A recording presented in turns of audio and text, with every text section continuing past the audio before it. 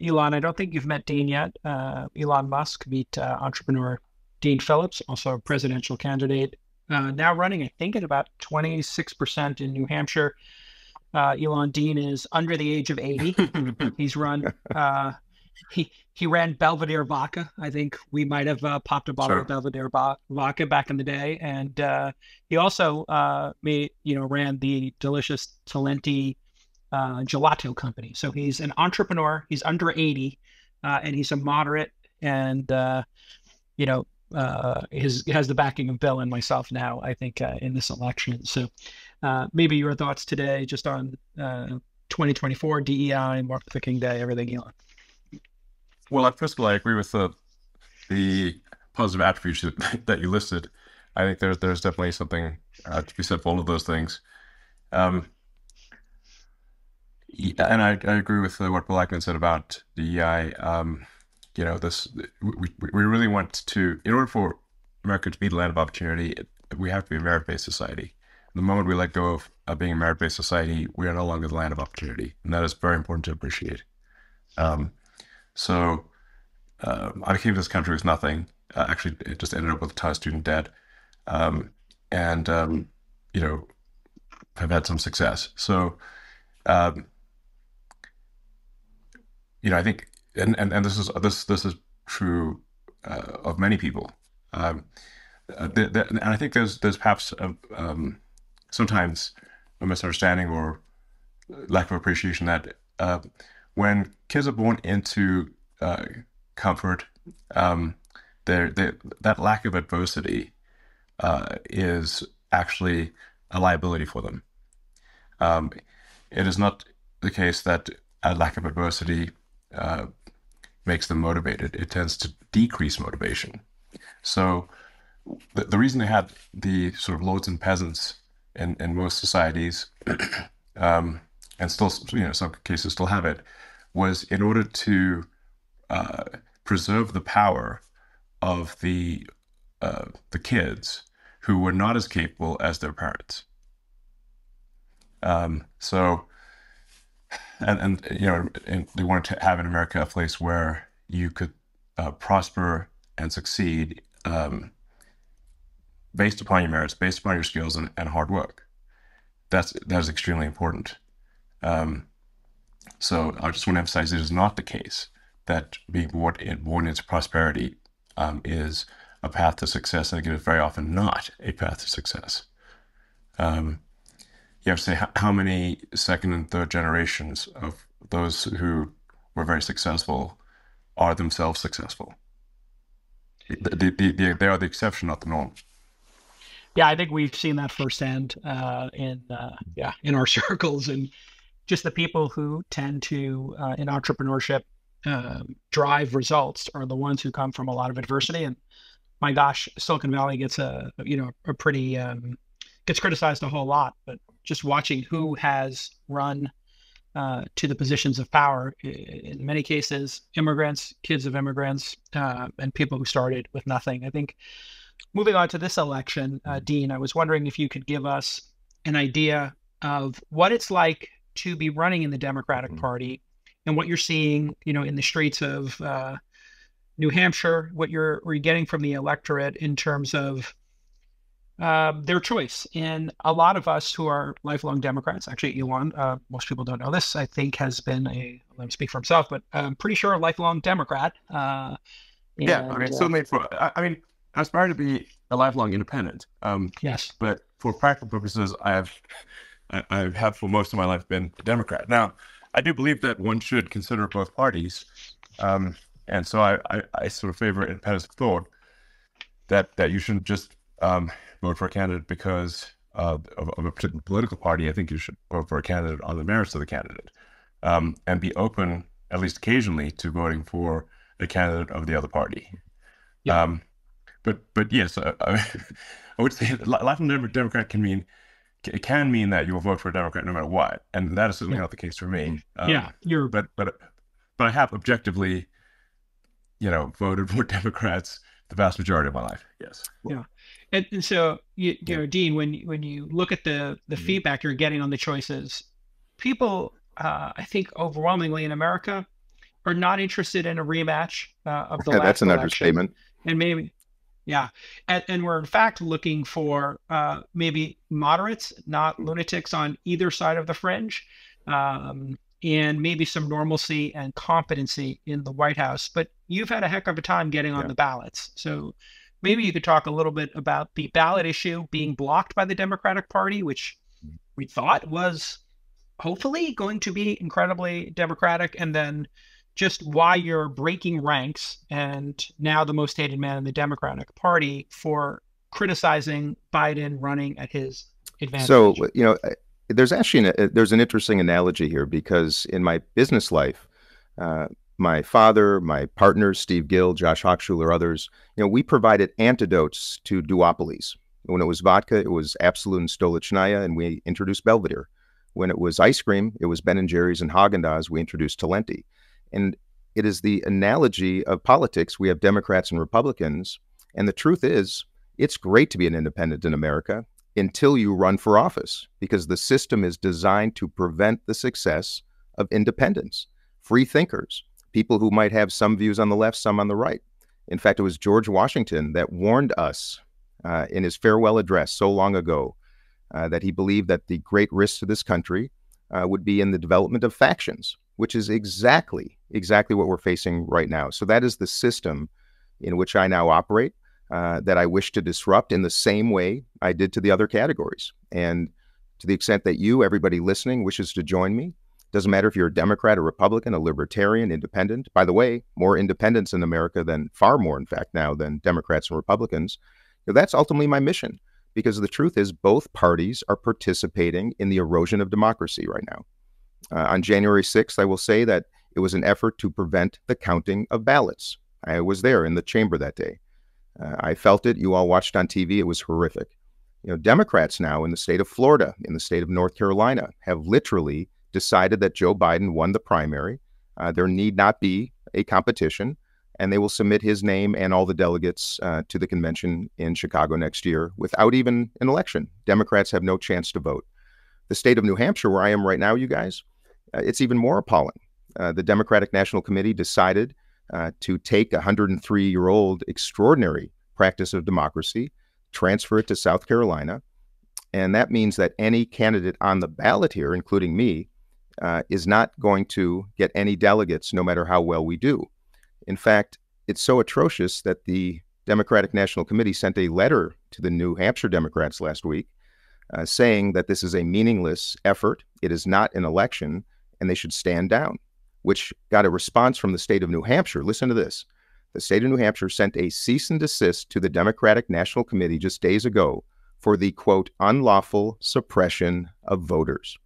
Now, I don't think most people listening probably even are aware of this, but these are the truths. And I'm on a, it's insane. And it's wrong. It is just as significant of an erosion of democracy as the effort to, now, one was violent and a mob and a riot, of course, and it was horrifying. But the behind the scenes effort to essentially disenfranchise Americans is just as dangerous.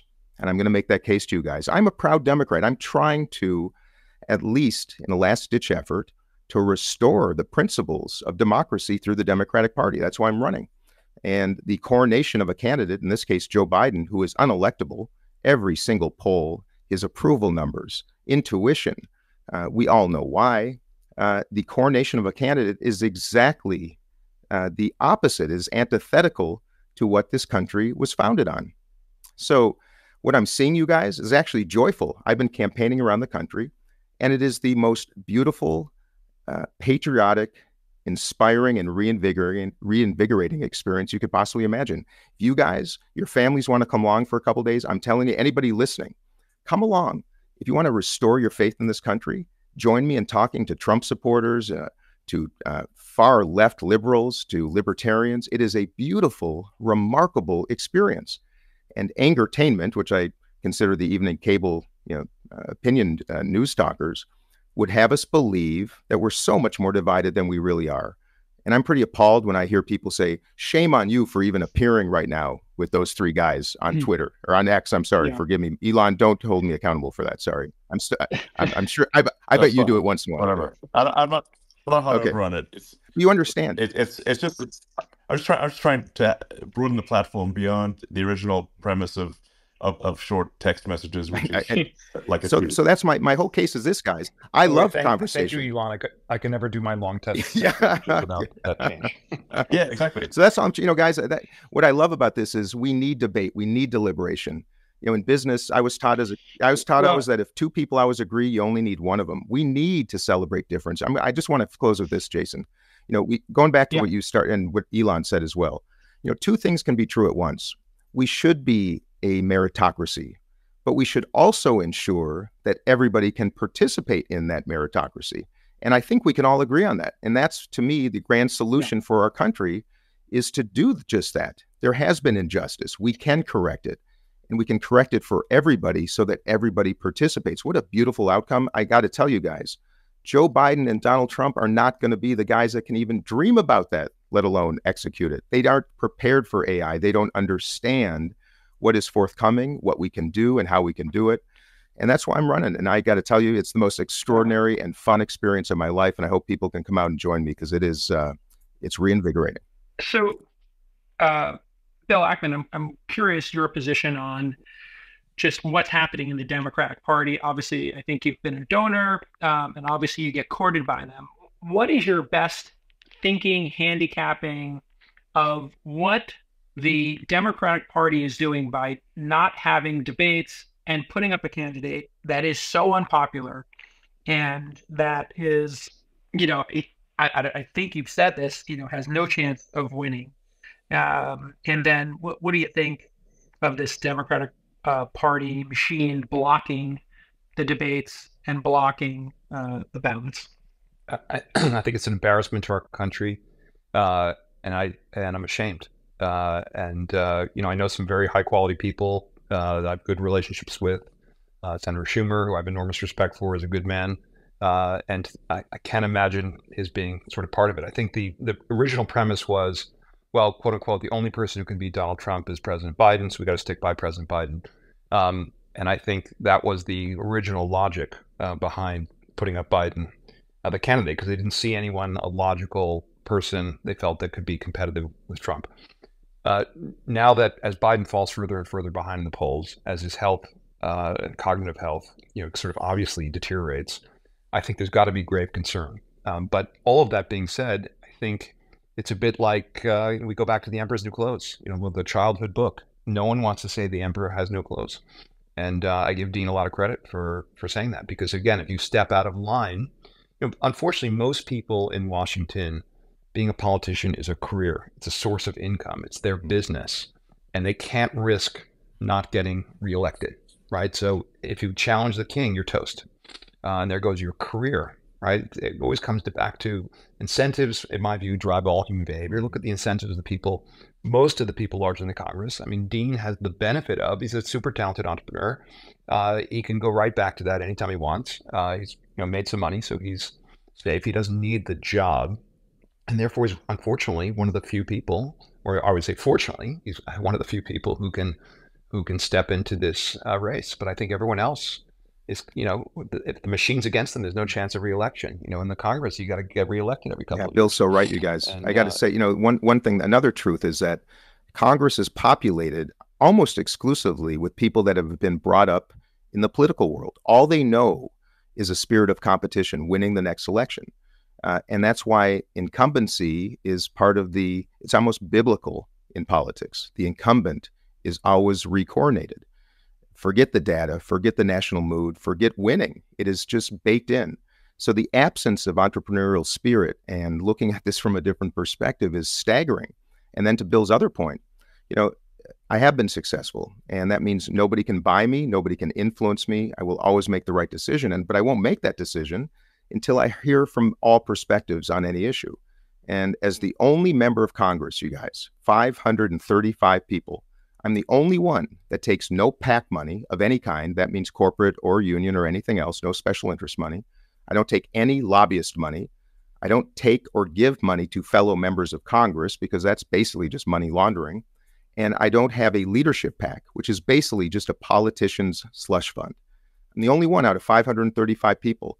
And people wonder why policies tend to favor only the wealthy and well-connected. Well, you got the pharma industry that brings $300 million a year to Washington in the form of lobbying and in the form of campaign contributions, literally enriching the campaigns of the very people who are on the committees of jurisdiction for their industries.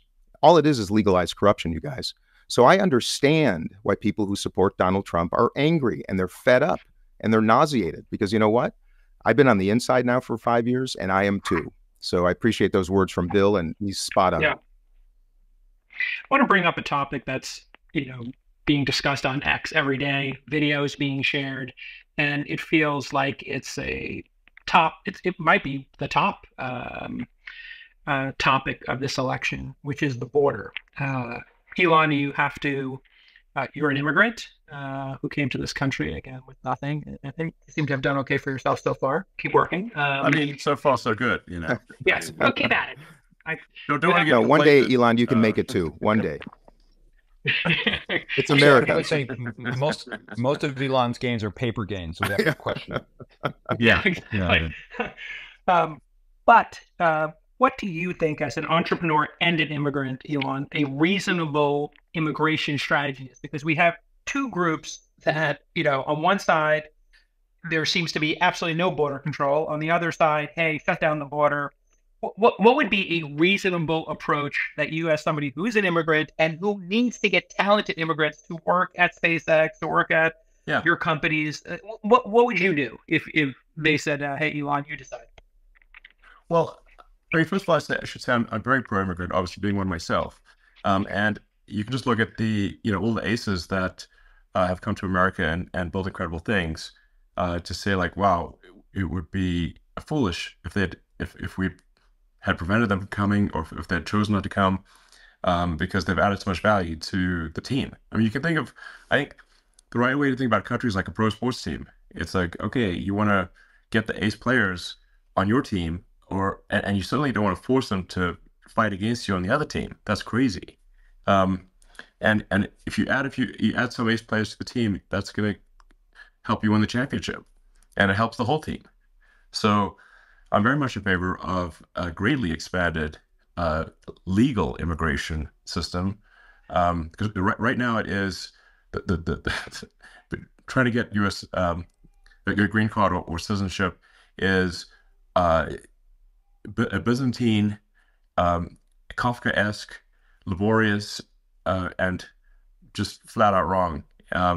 It doesn't make it's an insane obstacle course to become a permanent resident and then a citizen, and it's limited to a very small number of people. So we really need to, first of all, fix that, and then secondly, we cannot have not merely an open border, but a border where the federal government is facilitating the transfer of vast numbers of people into the country, and even when, say, Texas tries to take action to enforce the law, the federal government is trying to stop them from doing so. There's like literally a federal lawsuit to stop Texas from actually enforcing the illegal immigration laws. And it's important to bear in mind that the United States is only 4 to 5% of the world population. So it's very easy for the United States to get swamped by illegal immigration, just absolutely swamped. If you're somewhere else and you say, like, okay, well, they're going to give free money, housing, and medical care to illegal immigrants, and and that exceeds the standard of living in half the world, then why doesn't half the world just move here? But certainly, as Bill said a moment ago, incentives drive behavior. Obviously, it'd be strange if they didn't. And so, what we're seeing is that word is getting out. So that it's going viral, basically. Illegal immigration through the southern border is going viral. This is not a Mexico thing. Almost none of the people coming across are Mexican. Yeah, and you saw it firsthand. Yes. And just so people know, this is being positioned, Bill, as some sort of a partisan issue. There was just a poll that came out this month. 75% of the country, 75% of Americans view what's happening at the border as a crisis or very serious? So I guess, Bill, I'll hand it to you. You heard Elon sort of I just want to make one point. People do not just look at the graphs of the rate of growth of illegal immigration. It is going exponential. It is going to use a rocket ship analogy, it is a rocket ship of growth of illegal immigration because of social media. Everyone on earth knows this, and they all know and it is now an industry. And the techniques for getting asylum are all being shared. So it's I think exactly the amount of press on it has now given it a tipping point. Ackman, I'm curious, Bill, what your thoughts are on this and what's reasonable. I mean, you have countries, Australia, New Zealand, Canada, the Nordics, they all are based on a point system, right? And they have specific number targets, which we don't have in this country. And then Dean, we'll go to you because I know you have a reasonable position on this. So Bill and then Dean. So I totally agree with Elon on this. And my wife's company recruits, scientists from all over the world, and she generally gets them because they meet a very, very high standard for their backgrounds. But it's still a huge process. But the notion that one of my colleagues at work, he was married to a woman from South America. She's got 2 degrees, super capable, smart, makes a lot of money. And she still hasn't gotten her green card. Okay, and she's married, legitimate, everything else. It's a huge pain in the ass, and I think that speaks to it. But I'd love to take my time and turn it over to Dean. Actually, this is one of many, I thought, very thoughtful perspectives he had on a kind of a critical issue. And I agree. I think a very high percentage of the country we need a solution. But Dean, thanks, Bill. Lay out what your I appreciate it. Well, let's start with the basics. Unless you are a descendant of enslaved people or indigenous Americans, all of us have an immigrant background. My foremothers and forefathers escaped pogroms in Eastern Europe in the late 19th century. Each of the 4 of us have stories of immigration. It's the most beautiful part of America. It's what made us the most remarkable country on earth. I think we can all agree on that. Our system is not just broken, it is so dysfunctional and so poorly managed, even with the laws we have in place. And back to management, we've not had a legitimate executive as president in a long, long time. The amount of time it takes, Bill, I spoke to your associate who's facing that problem. You won't believe this, but every single member of Congress will tell you the same thing. We are the de facto customer service departments for every federal agency, because they are not managed by managers. They're managed by politicians. They do not understand customer service. They have no reward system for customer service. It takes people months, sometimes years, to get an IRS check back, to get their green card processed. So even the law that's in place right now, if the law's in place right now, they're not even being well executed, which is the job of the executive. So my proposition is this.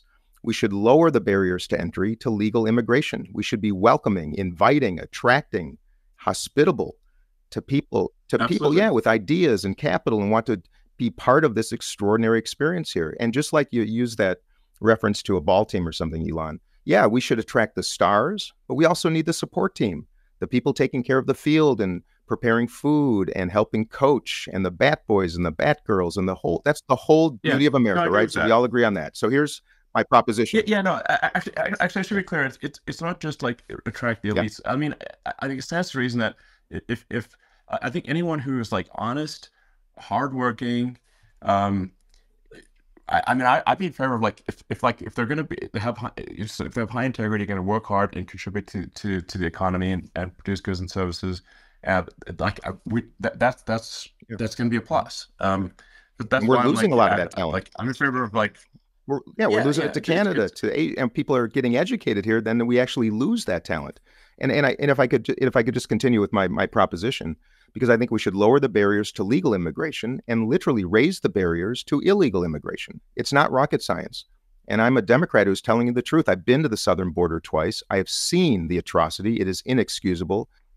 How much of this, Dean, is because Trump said we have to build a wall, and now Democrats are saying, I just don't want to give Trump a win, and just that you know what, he got something right. We have to close the southern border. Is that what happens in meetings amongst Democrats? Is that they're just scared of this optics of giving Trump a win on it, or is it something else? It's very confounding to Americans.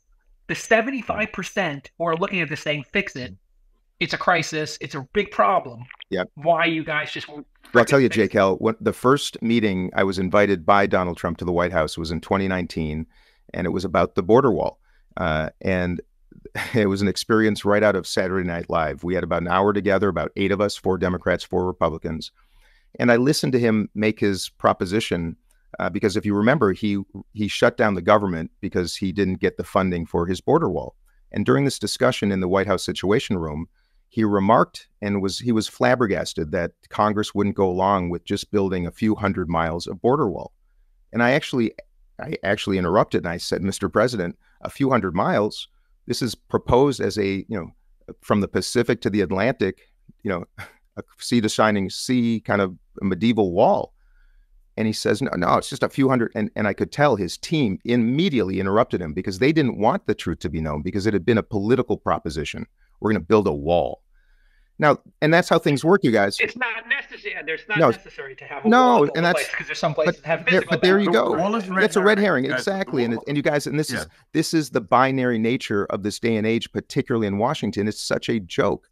You're either for or against. It's either good or bad. In this case, his proposition was a tiny portion. Yes, we need some barriers. Of course we do to prevent entry. But what he didn't talk about is the fact that our ports of entry are so archaic, the infrastructure so poorly designed for basically the mid-20th century, not for human beings and for commerce. When I was down there, I saw human beings in cages. I saw a line of a mile long of semi-trailer trucks waiting and baking in the heat because it's so slow and arduous to get across the border, and probably a half-mile long line of people who come across that border every day to work, to shop, to go to school. And this is the United States of America in the 21st century. It is appalling. So yes, we can have border security. We will have border security. By the way, not just at the southern border, but at the northern border. We are not long away, my friends, months or maybe years, from huge migration waves due to famine, due to war, due to lack of clean water. And we should be prepared. It's not inhumane. What we're doing now is the most inhumane. So here's my proposition. It's the asylum policy that is the source of this whole problem, and it is so fixable. Elon, you know this. We force people. Listen to what the United States is doing right now. We are forcing these people who wish to become Americans first to save about $10,000 per person, and then to make this arduous journey across the ultimately through the Rio Grande, where people literally drown. They pay the Mexican cartels $10,000 to be escorted across, enriching them, by the way, which is just nonsensical. They're processed by Border Patrol agents, then literally dumped in the streets of El Paso with not a penny in their pocket, don't speak the language, and cannot work. And now become the responsibility of cities that have no money, the federal government, including the Biden administration, not giving any support to help them. So here's what we do. It's so simple. Change the law so that asylum cases are actually filed in the country of origin. So let's say you're coming from El Salvador in the Northern Triangle countries. You would file your case at a consulate or an embassy. I believe we should build dormitories nearby, very inexpensive to keep people safe while their applications are being processed if they're under risk. When we adjudicate it locally, first we have people there that actually will know if it's a legitimate case. If they're approved, we escort them to the United States. And best of all, they have $10,000 per person to start their lives here, to become owners of this economy. They can open a restaurant. They can put a down payment on a place to live. And we don't have to use our existing social services to get them started. They want to work. And that's the easiest way to fix this. And in the meantime, we're doing it completely the opposite. And that would stem the wave, and that would stem the wave, and we could have solved both. But I'll tell you why it doesn't happen. I'll wrap up with this.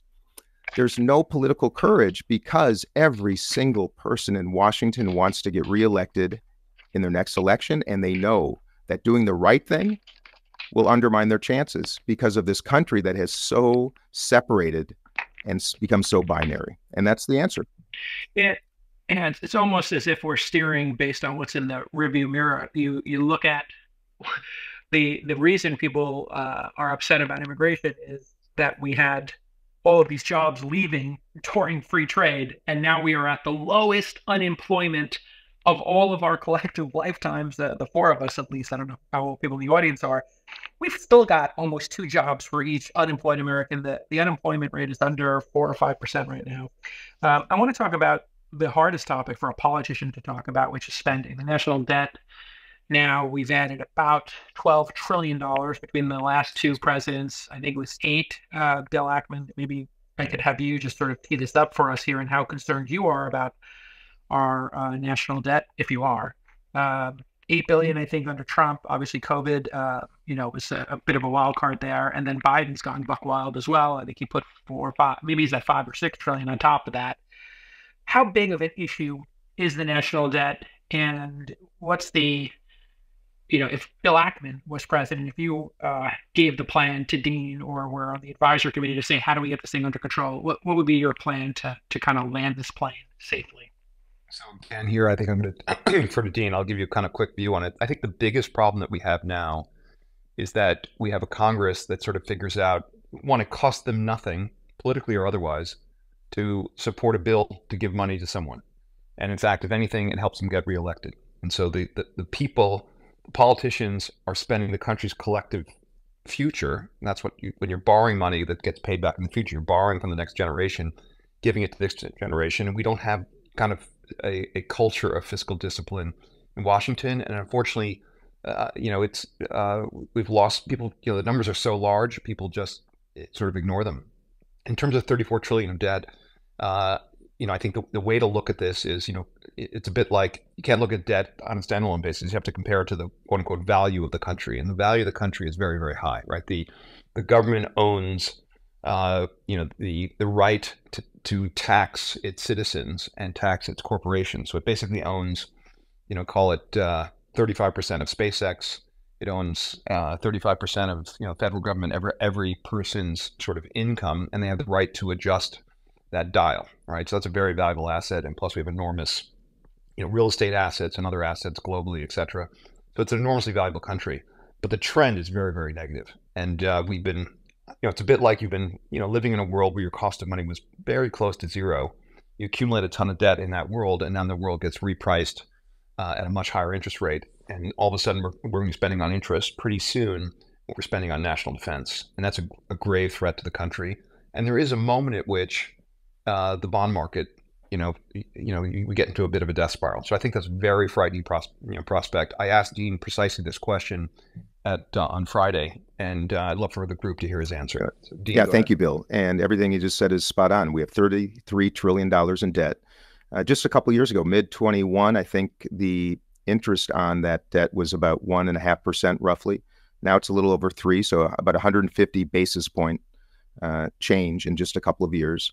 That's going to turn out to be about if it stays, and by the way, it might even go up, it's going to be about a $400 billion incremental change to our debt service responsibility. And as Bill just said, we will not just be approaching our defense budget.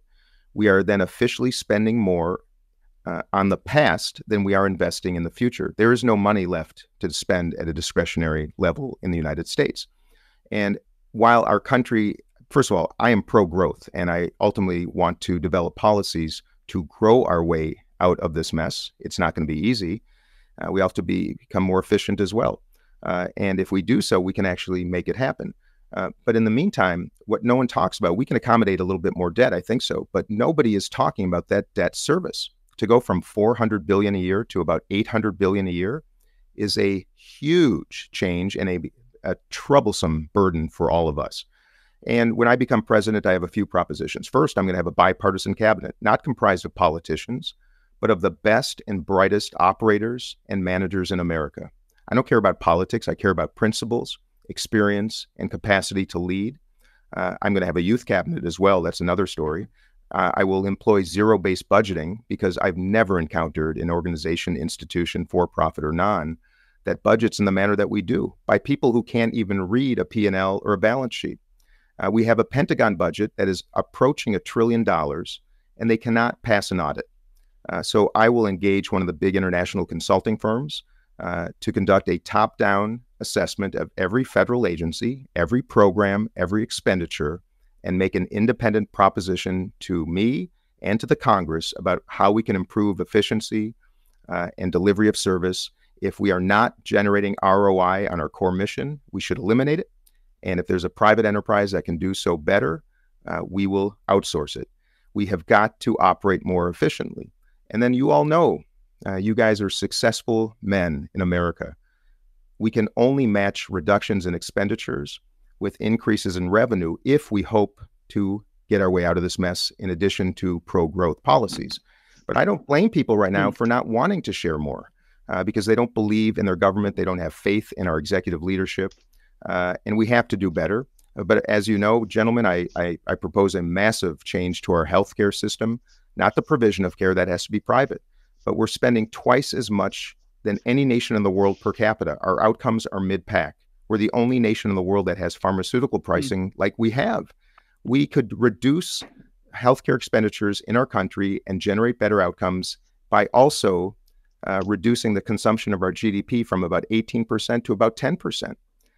These are ways we can actually save money and generate better outcomes. And I think the zero-based budgeting technique, something which is public now. I think Elon, you did, Elon, when you took over Twitter. Maybe you could speak to the power of zero-based budgeting, and maybe Elon explain to the audience what that is and why it's important. Yeah, it's pretty simple. You really just start with nothing and build up from there, as opposed to starting with what exists and subtracting. So unless something is obviously useful and contributing to, in the case of Twitter or X, making the product better or running the server operations, then that role shouldn't exist.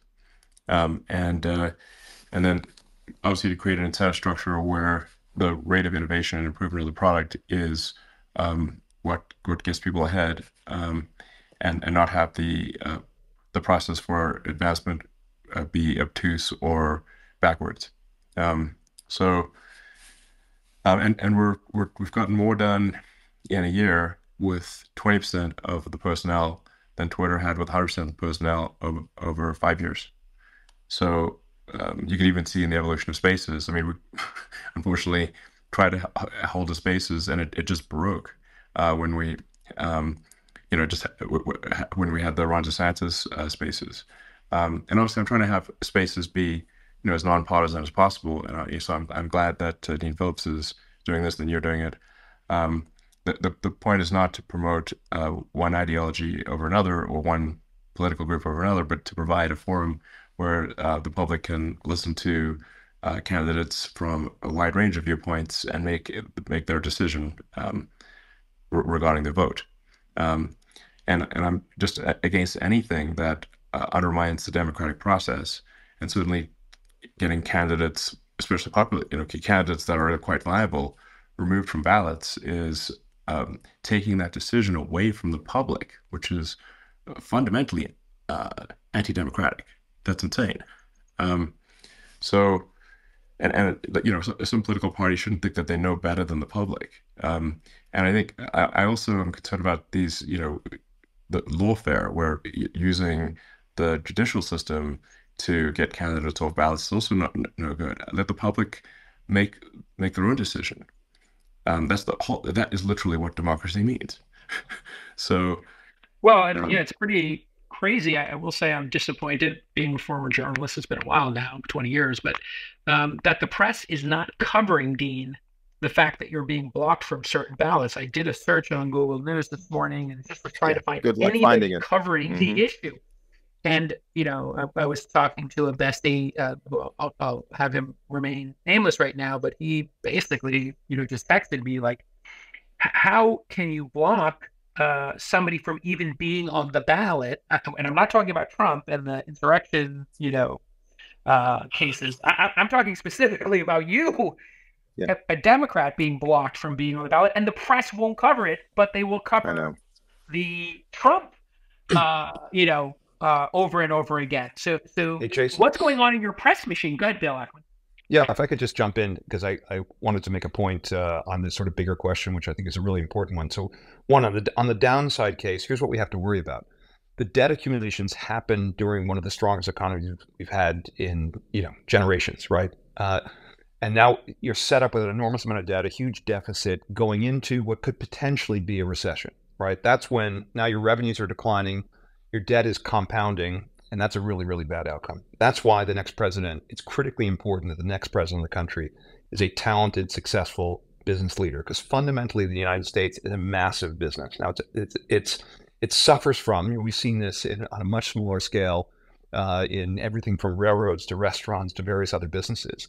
But a poorly run business has, tons of duplicative costs, an uninspired team, doesn't use technology effectively, the incentives are misdesigned, and there's really no culture of excellence. Unfortunately, that describes a lot of our government. But I've also learned that just putting in one new person to a dysfunctional company, you can do an incredible turnaround, because that person attracts really amazing talent if you find the right one, and then you make tremendous progress. And the appeal to me of Dean is he's a legitimately successful business person. He gets it. He's smart. He's capable, and he spent 3 terms and he's been reelected in the Congress. Understands how the government works. So you have a combination of business talent and understanding, cost control, designing incentives, leadership, charismatic leadership, which is necessary to achieve these goals. And also how does the system work? How do you break the quote unquote politics? How do you fix the culture? He has those elements, and that's what's made him a very, appealing candidate to me. I just want to make sure people understand what Bill's talking about in a crystal clear fashion. There is a website for the St. Louis Fed. It's called FRED, and you could just look up gross federal debt as a percentage of gross domestic product, our debt to what we make. For the majority of our lifetimes, it has been between 30 and 60%. In other words, our debt to what we produce every year. The last time it broke 100%, and right now I think we're at about 120 or so, was at the end of World War II. That was the spike. It took us in that spike, from 1946 when the war ended, 45, 46, all the way to the 70s in order to work off, took 2.5 decades to work off that debt. We are now, to Bill's point, in a vibrant economy at 120%. This is the most acute issue you can think of. It's incredibly hard for politicians to take this on. Mm-hmm. And the reason it's my number one issue, Dean. And I understand we have culture wars going on right now. Trump is triggering people. Biden has got cognitive issues, the border. Above all else, if the balance sheet is broken, this whole thing can come apart. And the idea that people can get stimmy checks or unemployment, this could be cataclysmic. Yes, absolutely. And by the way, Steve Ballmer has an organization called USA Facts. I encourage people to take a look. They present the U.S. federal budget in a way that anybody in business can better understand. It's really great work. I'm not sure Joe Biden can read a P&L, a balance sheet. Donald Trump through his bankruptcies clearly can't either. And I do think it's time that we start recognizing that these are times where we should be reducing debt, because when we face another recession or crisis, it reduces the capacity to respond, to provide the stimulus necessary to get us out of it. I think we're all in agreement on this. It's nonsensical. We cannot spend $2 trillion annually more than we generate in revenue.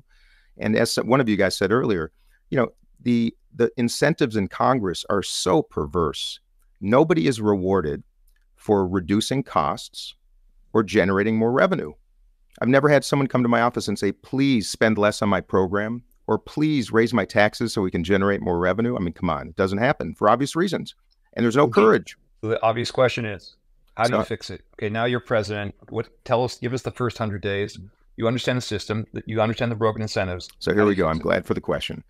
Executive leadership, the most extraordinary bipartisan cabinet in American history. Maybe we'll have a third of them on this spaces right now, by the way, guys. And then we go into zero-based budgeting, a comprehensive assessment, attracting the best and brightest. By the way, I can't do it alone. No individual can do this alone. Has to attract extraordinary Americans. That's how we start at the executive level. I'm the second most bipartisan member of Congress, Bill. You know this. That means I work beautifully with people on both sides of the aisle. And I will work with the Republican Party to better manage our government. It is a focus of theirs. I will work with the Republican Party on national defense and security. I will work with my fellow Democrats on some of the issues of raising the foundation, healthcare, housing, education, costs of food and fuel. We can actually combine the core principles of both parties right now and do better. All of us have negotiated. You can't take everything off the table. And by the way, you got to put people on the plane at the takeoff if you want them there at the landing. And I have to tell you, this might surprise people listening, but I've received an extraordinary number of thoughtful, friendly texts and calls from my Republican colleagues in Congress saluting my effort in running for president against an established incumbent, against one's party. I cannot wait to get to work. They can't wait to get to work. The system is suffocating and stifling the very progress we need to make. And that's what happens when you have people in Congress, in the White House, who have been there for literally 50 years, guys. So that's how we start fixing it, Bill. But my call to action right now for everybody listening, in fact, is to start considering, if you're a person who's been successful, you're looking for your next endeavor, I mean it. The election's coming up in November. Inauguration Day is January 20th of 2025. We are going to need an extraordinary number of great executives, great managers, ideators, innovators, and to fundamentally change the operations of a government that is increasingly broken because of an exodus of the very people of competence who have left in the last number of years. And Jason, I was going to answer your question really quickly about being left off ballots and it's not being reported in the news. Look, I'm staggered, you guys. One reason I'm thrilled to do this spaces with you is to call attention to the truth that is not being reported. It is dangerous. It is despicable. But you ask why? Because the Democratic and Republican parties are private institutions. They're not public. They don't work for us. They're working against us. And I'm really sick of it. And I'm a competitor. I want to create competition from both the inside and the outside. I'm a proud Democrat, you guys, but I'm a disruptor. And there is a day coming where we need to ensure that there is competition for these two parties, because in the future, it is only going to get worse when you have the wrong people in the wrong positions working against us. And by the way, if you want to learn more about me, go to my website. Jason, he's got it down. Dean24.com. Everybody go to Dean24.com. You got it.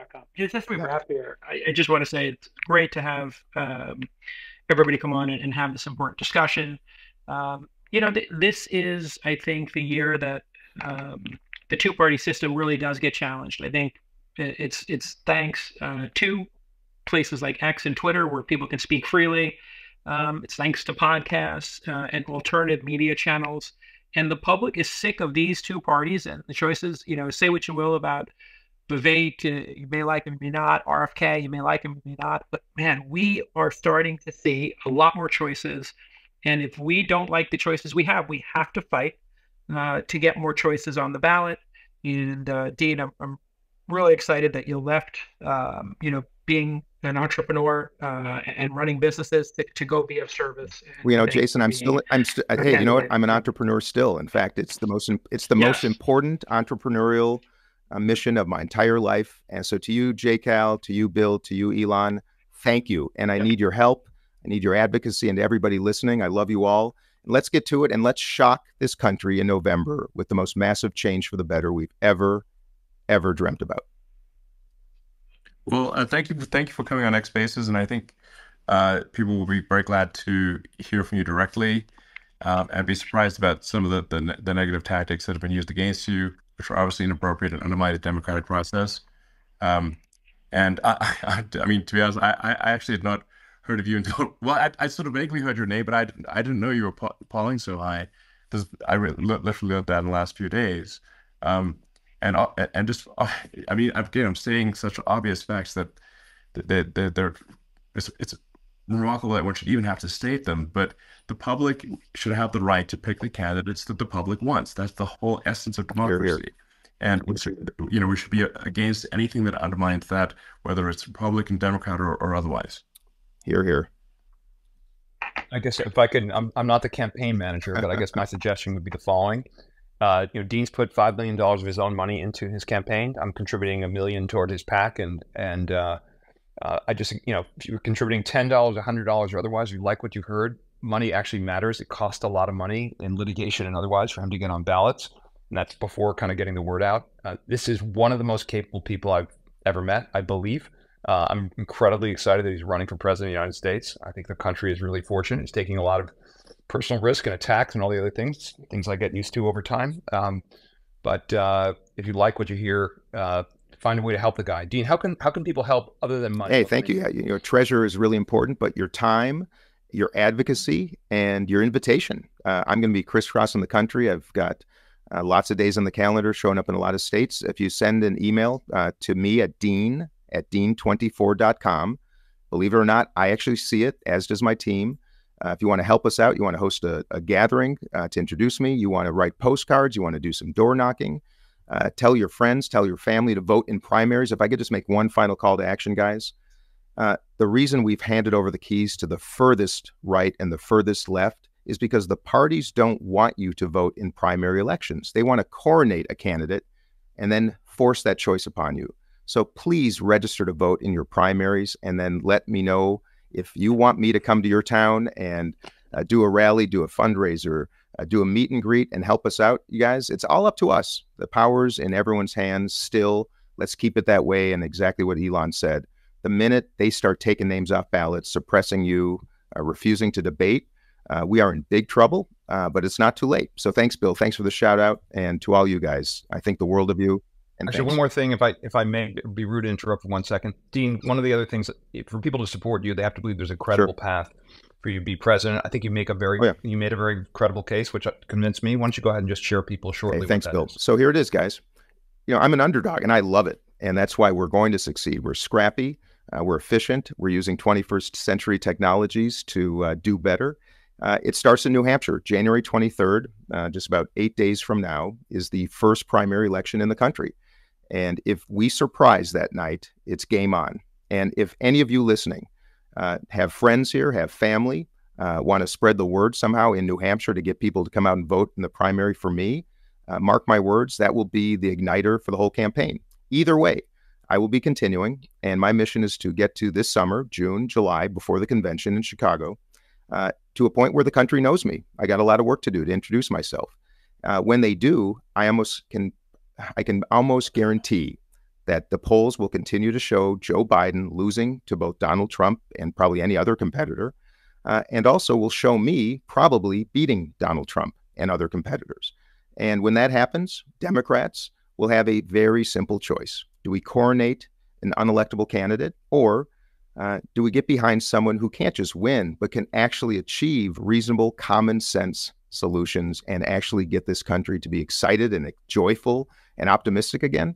That's my mission, Bill. And all of you listening, would love to have you join the Dean team, because we can do it. We absolutely can do it. And I'm not going to give up. And today's a great day. Thank you all very much. Yeah, thanks so much, Elon, Bill, for joining us. And Dean, we thank you for running and your public service and commitment to helping solve America's problems in a reasonable fashion. We wish you the best. Everybody go to dean24.com if you want to give a donation, if you have the means to do so. If not, yeah, just tell your friends, maybe tweet about it, X about it, post about it on X. And I'm catching up to Elon. I've got 40,000 followers on X, and you're only at 169 million, Elon. So I'm catching up fast. Yeah, closing fast. Thanks, everybody. Sounds good. All right. Thank you. Cheers, everybody. Thanks for your time.